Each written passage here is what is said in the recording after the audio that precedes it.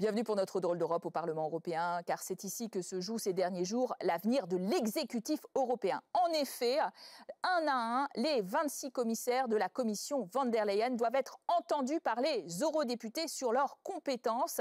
Et le jeu de massacre pourrait bien se poursuivre après la récusation du Hongrois du PPE, de la Roumaine socialiste. Alors c'est pourquoi nous avons pour grand invité aujourd'hui l'Italien David Sassoli, le président du Parlement européen. Il défend les prérogatives de son institution et nous parle de ses auditions, de tous les dangers, tout de suite sur ce plateau.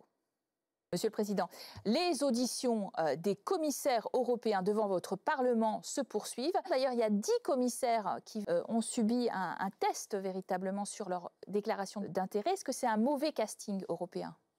Mais il y a une autonomie de la commission juridique du Parlement qui a vérifié toutes les positions. Et le Parlement il prend au sérieux sa genre d'initiative. Ça, c'est pour garantir une composition de commissions les plus transparentes possible. Les commissaires, il y a beaucoup de pouvoir. Et c'est juste, c'est légitime. Et maintenant, ils sont les autres engagés dans les auditions. Il y a 4 auditions au jour au Parlement. Ils sont.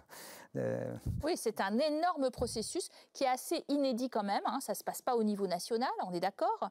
Ça, c'est pour le côté positif. La commissaire française, Sylvie Goulard, aussi en difficulté, bien qu'elle soit du point de vue du Parlement européen dans la légalité, à la fois pour la question des emplois fictifs et pour la question de sa rémunération par un think tank américain. Alors, ça pose une autre question pour vous, Monsieur le Président. Est-ce qu'il faut changer les règles et limiter les activités extérieures des députés européens beaucoup plus ? Oui, mais il y a déjà ces mécanismes de contrôle. Toutes les choses qu'ils regardent, tous les candidats à la Commission, ils sont clairs et ils sont publics. Et ils sont publics parce qu'il y a des contrôles du Parlement, des organismes indépendants qui font ces vérifications des positions sur les conflits d'intérêts. Et ça, c'est une mesure très, très transparente maintenant. Il y a un peu de différence avec les législatures passées, parce que le Parlement, maintenant, il est composé pour les 60% des parlementaires nouveaux.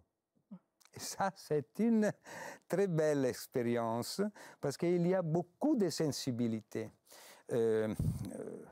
Et il y a une composition du Parlement qui il démontre maintenant très autonomie. Est-ce que cette commission von der Leyen, pour vous, elle ne risque pas de démarrer sur des mauvaises bases, être mal élue, avec une majorité très difficile à obtenir, avec l'appoint peut-être de populistes dans cette majorité? Madame von der Leyen elle-même a été élue avec les 5 étoiles. Est-ce que ça n'est pas justement un mauvais départ? Non, Madame von der Leyen, on a illustré sa position au Parlement avant l'été. Il a donné au Parlement des indications très claires, et ça, c'est très bien. Le Parlement, c'est clair qu'il doit contrôler les propositions qu'elle a faites. Il y a la possibilité maintenant d'avoir une bonne alliance entre le Parlement et la Commission. Dans votre pays, d'ailleurs, Matteo Salvini a perdu ce pari d'une élection anticipée. Il se retrouve hors jeu, il n'est plus au pouvoir. En Autriche, on a vu aux dernières élections que le FPE, justement son parti frère, vient de prendre une claque. Est-ce que vous trouvez que l'extrême droite est pour autant en recul, ou il faut continuer à se méfier? Il voulait détruire l'Europe et les fronts souverainistes en Europe s'est divisé.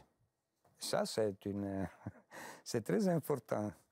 L'effet de l'élection européenne a produit une scène nouvelle en Europe et aussi dans les pays européens. L'Italie, c'est un exemple de ça.